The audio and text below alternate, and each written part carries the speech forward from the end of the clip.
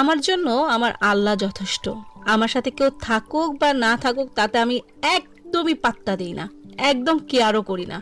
আমার জন্য শুধুমাত্র আমার আল্লাহই যথেষ্ট।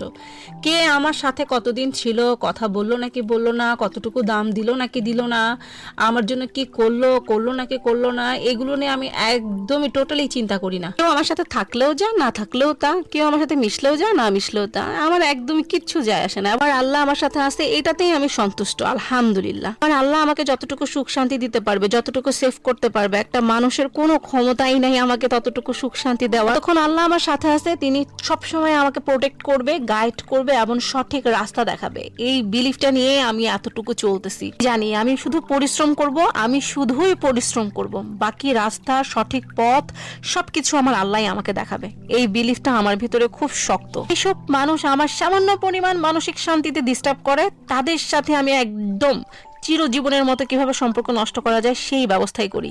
আর যেসব মানুষ আমাকে সামান্য পরিমাণ মানসিক শান্তি দিবে, সেসব মানুষ আমার সাথে সবসময় থাকবে। সবসময় অনুভব করি আমার আল্লাহ আমাকে আছে, আমাকে হেল্প করতেছে এবং আমাকে সাহায্য করতেছে। এবং যদি ধরেন আমার লাইফে কোনো ধরনের কোনো বড় ধরনের হ্যাপেন্ড হয়ে যায়, আমি মনে করি এই জিনিসটা আমার জন্য একদমই খারাপ ছিল, তার কারণে হচ্ছে আল্লাহ আমার কাছ থেকে জিনিসটা সরায় নিছে।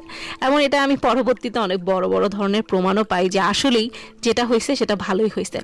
এনিওয়ে, আজকে তো আমি একটা বিশাল বড় বিএনকিউ থেকে গাছ নিয়ে আসছিলাম, কিন্তু এই গাছটার জন্য এই ফুলের টপটাও নিয়ে আসছি। মানে এটা অ্যাকচুয়ালি ফুলের টপ না, বাস্কেট ছিল, বাট আমি এটারে ফুলের টপ বানাই ফেলছি। কিন্তু এখন তো বসানোর পর আমার পুরাই মাথা খারাপ হয়ে গেছে, কারণ গাছটা এত বিশাল কেন ভাই, আমার সোফাই তো ঢাকে যেতেছে গাছটা দিয়ে।